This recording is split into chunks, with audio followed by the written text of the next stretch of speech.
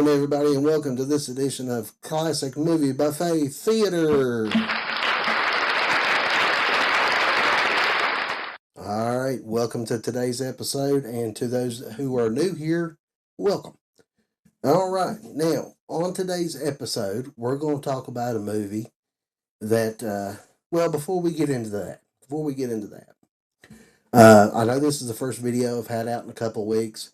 I went to Tennessee for a few days, and coming back, and then had to go to North Carolina, to Charlotte, North Carolina, and then had to come back. So that's why I hadn't made any videos.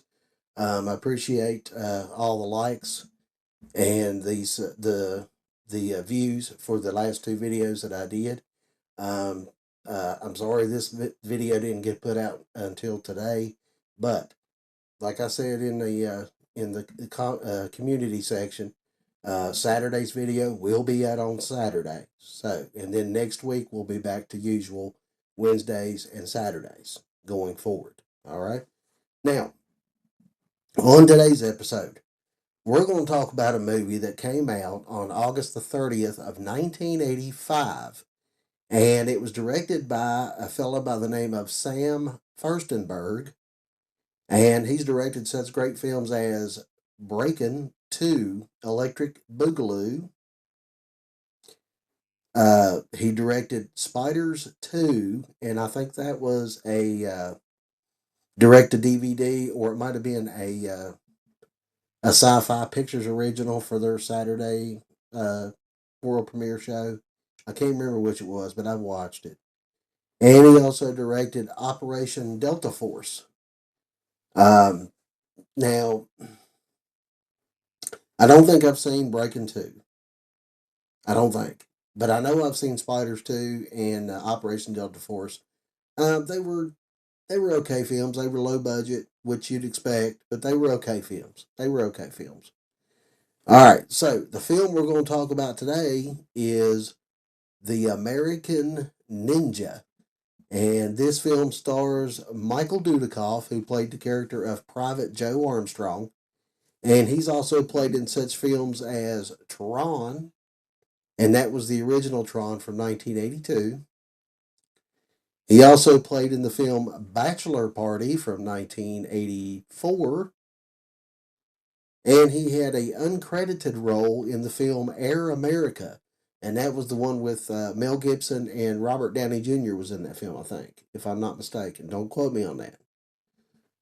All right. And the film also stars Stephen James, who played the character of Curtis Jackson. And he also played in such films as The Warriors, and that was the 1979 film. He also played in the original Delta Force with Chuck Norris.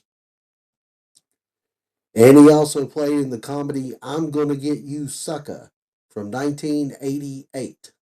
And all three of those films are fantastic films, especially The Warriors. Delta Force was great. Of course, it had Chuck Norris in it, so it should have been great. So it should have been. And it was. And I'm Gonna Get You Sucker had one of the Wayans brothers in it, and it was just a black exploitation comedy. It was great. All three films were hilarious. Were enjoyable. I'm sorry, not hilarious. The Warriors is not a funny film. And the film also stars Judy Aronson, who plays the character of Patricia, and she also played in such films as Friday the 13th, The Final Chapter, and Hannibal from 2001. And she also played in the horror film The Sleeping Car from 1990. Of course, I've seen Friday the 13th, The Final Chapter, one of my favorite Friday the 13th films. Hannibal, don't hate me in the comments, but I did not watch it. I kind of got burnt out with the Silence of the Lambs movies because they kept coming out with one after the other, and I just kind of got burnt out with them and didn't watch it. Now, I have seen The Sleeping Car. It's a sleeper, all right. I think I had to try to watch it like 2 or 3 times before I finally got through it because I kept falling asleep watching it. So, with that being said, we're going to get into the plot. Now, the plot for this film is Joe Armstrong is a one-man fighting machine, serving in the Army to avoid prison. Finds himself battling the deadly Black Star Order ninja, as well as corrupt military leaders in order to bring down an illegal arms sales. Uh, okay, got a ninja who's in the military and he's fighting off arms dealers. All right, so let's check out the trailer for American Ninja. Here we go.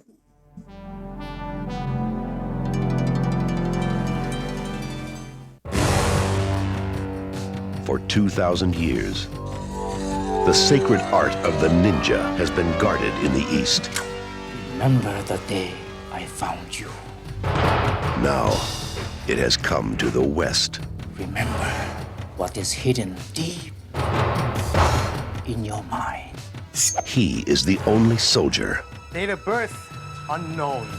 the only American Who is he? who is capable of defeating the secret Black Star Army.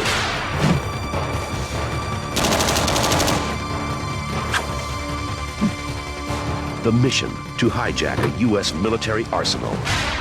Your destiny, my son, awaits you. The adventure. The confrontation.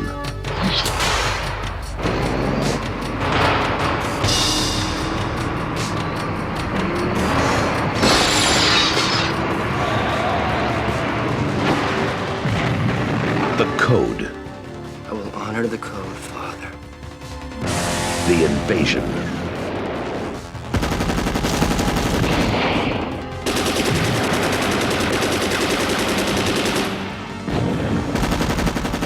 The final hour. The deadliest art of the Orient is now in the hands of an American. American Ninja. All right, that was the trailer for American Ninja from 1985. The film was made on a $1 million budget. Now, whether they went over, they went under, or whatever, I don't know. But that was the budget for that film. This is the original canon classic and an enjoyable 80s action flick. There's some cheesy goodness in there, of course, and a nice sense of old school 80s movie nostalgia, along with a beautifully colorful look.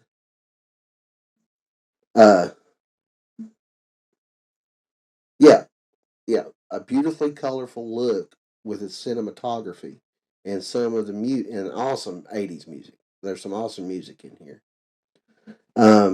throughout the film. The sunny and beautiful Philippines is a gorgeous and tropical backdrop for the film. Um, Only in an 80s action B movie could you mix ninjas, mercenaries, soldiers, kung fu action, shooting, and a little cheesy romance into one fun filled flick. Uh, the atmospheric musical score composed by Michael Lynn using a synthesizer is appropriately adjusted to the fight scenes. There's also good chemistry between Stephen James and Michael Dudikoff. Uh, at first, not getting along, but then later on, they kind of become partners and become buddies as the movie plays out. Steve James was casted a lot as the pal of lead action stars like Dudikoff in three other films. Also, Chuck Norris and David Carradine. So in Delta Force, if you've seen Delta Force, Steve James is in that film, and he is like the buddy of Chuck Norris in that film, and in Hero and the Terror, they play together in that film, and he's also a friend of Chuck Norris.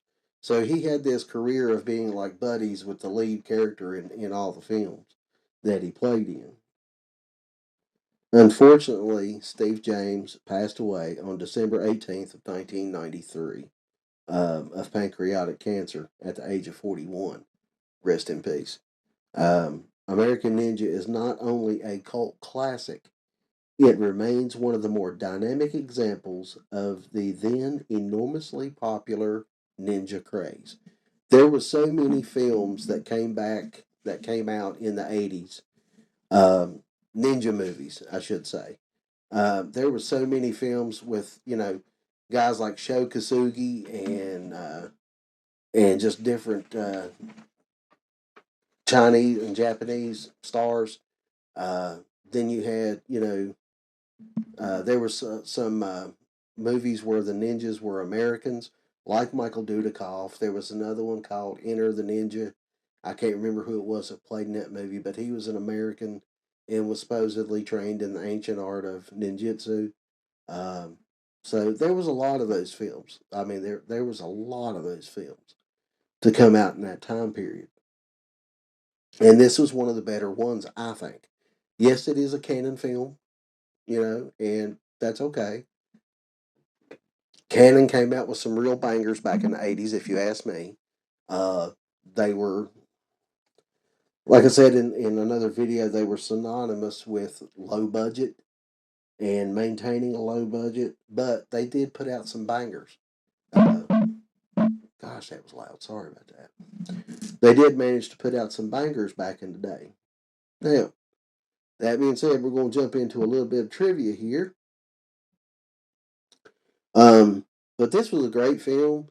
Michael Dudikoff played in the first and second, and then he came back in the fourth. They made 5 films.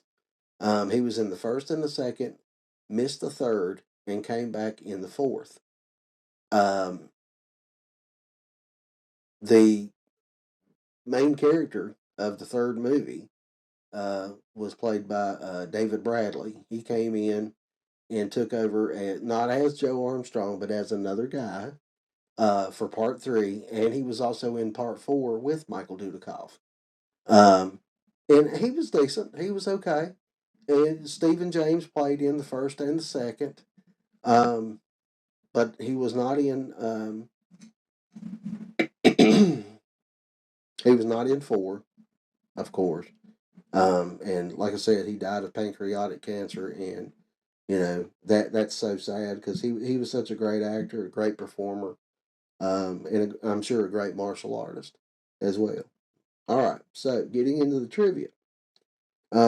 In an interview with German media, Michael Dudikoff revealed that he sweated so much during the later fight scenes because he had came down with malaria. Malaria was kind of a big issue in the 80s, especially in the Philippines. So for him to go ahead and finish making this movie, even though he was under the weather, which I'm sure this is not the first time that's been done over the years, but it shows how much he cares about his craft. Originally, the studio chose Chuck Norris to star in this film. He chose not to do the film because he didn't want his face hidden on camera. He said, if I'm going to be in the film, I don't want my face hidden. I'm going to be me. He would, I don't know if this movie came out before or after The Octagon, but he went on to play in a ninja movie called The Octagon, but he never wore the ninja mask like the others in that movie. And I'm assuming that's the reason why, because he wanted to be seen on camera. For I don't want to say it's because of his ego, because we all know Chuck Norris doesn't have an ego at all. He's never been, deemed as one of those that is hard to work with, or has attitude, or to be eccentric in any way, shape, or form.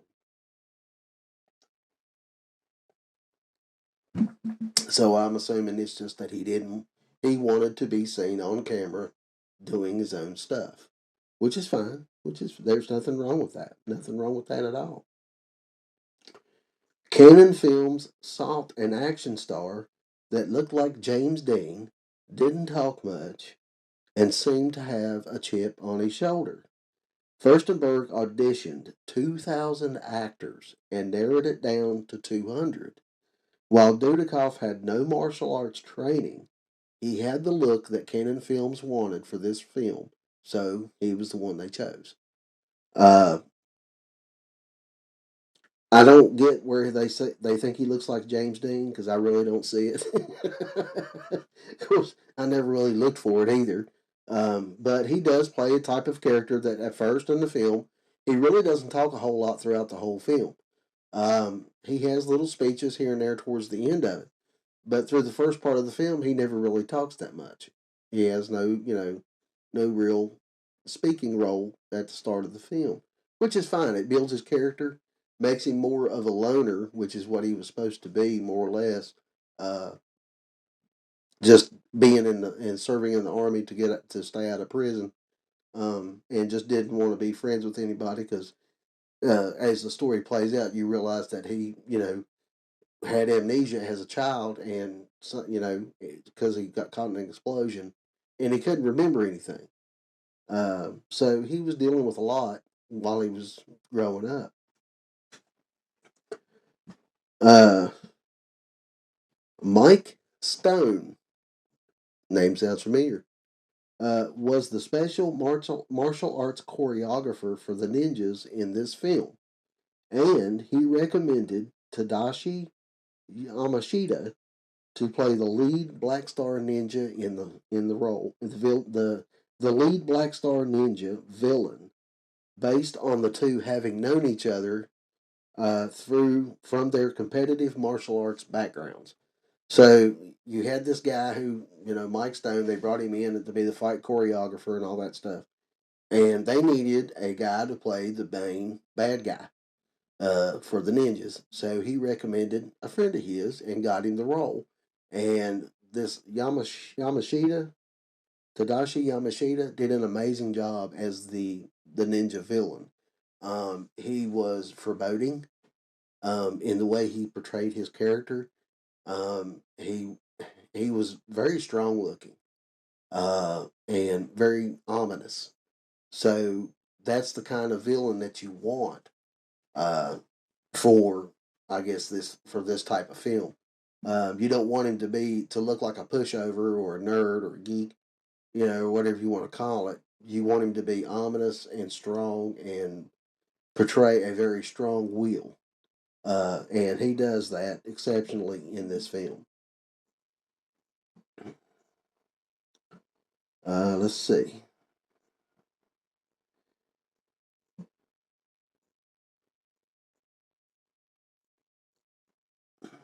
Steve James and Judy Aronson both appeared in the film Weird Science from 1985. I'm gonna have to go back. I haven't watched Weird Science in so long. Um, I think Steve James was in that film as one of the biker gang members that come in at the end, towards the end of the film. I'm not sure, but I'll have to go back and watch that because, like I said, it's been so long since I've seen it, I can't remember. But that's pretty cool. That's pretty cool to know that they played in a film before this or after this, I should say, in the same year. Same year. Same year. All right. Um, some musical tunes were reused from Enter the Ninja in 1981, also produced by Canon Films. Okay, so that makes sense because Canon, like I said, Canon was synonymous with very low budgets and cutting budgets and taking shortcuts to where they didn't have to spend money to make the film. They cut corners a lot and things like that, and that's just one way to cut a corner by reusing music from one of your other films. So Canon Films, being notoriously cheap with their budgets, rehired Mike Stone to be the fight choreographer and main villain for American Ninja 2, The Confrontation in 1987, without him again being allowed to recommend his own martial arts peers. So they didn't want to pay anybody extra to play the villain. They just thought, well, we're going to hire him as the fight choreographer. So we'll just make him the villain. That way we don't have to pay somebody else to be a villain and pay him too. So yeah, I mean, save some money, I guess. That was canon. That was canon. Uh, Furstenberg stated in an interview that his two favorite films that his two favorite films of his he's ever directed are American Ninja and Breaking 2 Electric Boogaloo. Now, like I said, I don't think I've ever seen Breaking 2, but I thoroughly enjoy watching American Ninja from time to time. I go back and I watch it and I look at it and I'm like, dude, this movie is so cheesy, but it works. It's a good action film. There's explosions, there's gunfights, there's ninja fights, there's throwing stars, there's a little bit of romance mixed in there. There's a little bit of comedy mixed in there, so it's a great film. It's got a great array of different things in the film that somebody you'll find in that film that you like. A rare 1984 poster for Kiss's album Animalize is on the wall in Joe's squad's sleeping quarters. Okay. Kiss album Animalized poster is on the wall in Joe's squad's sleeping quarters to avoid potential legal problems with Gene Simmons, Paul Stanley, and Eric Carr's faces. Wait a minute. Did I mess that up? Yeah, I did. I'm sorry. I'm sorry. Uh, to avoid potential legal problems, Gene Simmons, Paul Stanley, and Eric Carr's faces are covered with stickers, and the camera angle cuts off Mark St. John's head.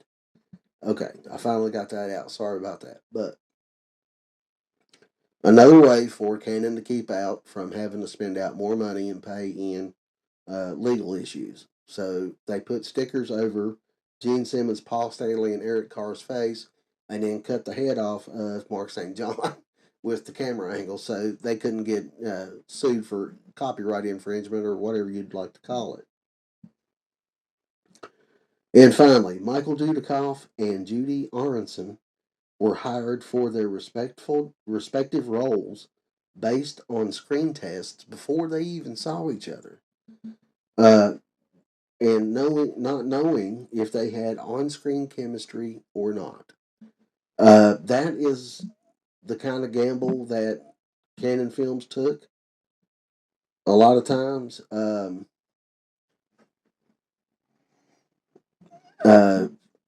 they were at that time frame they were in such a rush to put stuff out to keep money coming in, that they not only cut corners, cut budgets, but they took they just hired whoever they thought would fit the part, whether they knew they would work or not. And I guess if they didn't, then they would just slip somebody else in there or however they wanted to do it. But they were synonymous with some pretty cheesy films and pretty bad publicity, I guess you'd say, as far as like budget cuts, things like that, replacing characters, replacing actors, that kind of thing. But like I said, they did come out with the occasional banger. A lot of the Canon films, I pretty much enjoyed a lot of the Canon films.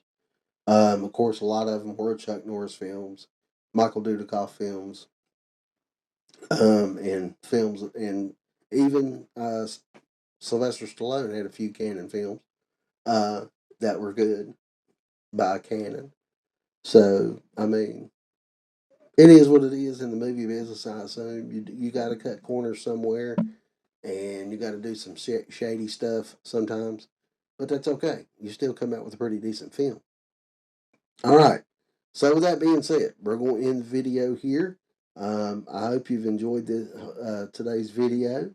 If you have not seen American Ninja, and you like these kind of films, go ahead and check it out. You won't be disappointed. Like I said, it's kind of cheesy, but it's got a lot of, explosions, kung fu fights, that kind of thing. There's a little backstory with Joe. You find out about his childhood and all that, which is pretty cool. The way they did it.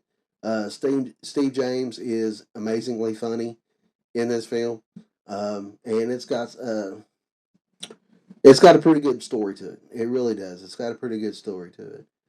So it's an hour. It's an hour and a half that you can toss away the troubles for an hour and a half and just kick back and enjoy a nice campy '80s action flick. So Saturday will be Mikey's Saturday Nightmares. Like I said at the start of the video, I'm going to do my Halloween pick. I was going to try to put the Halloween, the Saturday Nightmares video out for Halloween week, but things didn't work out that way. So the movie that we're going to do this Saturday was my pick for the Halloween episode. So I will have that out for you on Saturday, and I hope you watch it. I hope you enjoy it. So next week we will be right back on schedule with the videos on Wednesday and Saturday. So it'll be another classic movie buffet on Wednesday, and there'll be another Mikey Saturday Nightmares next Saturday. I'm trying to squeeze in maybe another video to where I can get back into doing the the trailer reactions for new movies that are getting ready to come out. Hopefully I can squeeze that in there and maybe do one once every other week or something like that, and just try to branch out a little bit and do something else. Not that these are getting boring. I enjoy doing these videos, but I'd like to have something to where I do like a trailer reaction because people seem to like those when I was doing them before. So I'm want to try to get back into doing those. So with that being said, I will see you guys on Saturday for Mikey's Saturday Nightmares. Until then, folks, have a good one. Bye bye.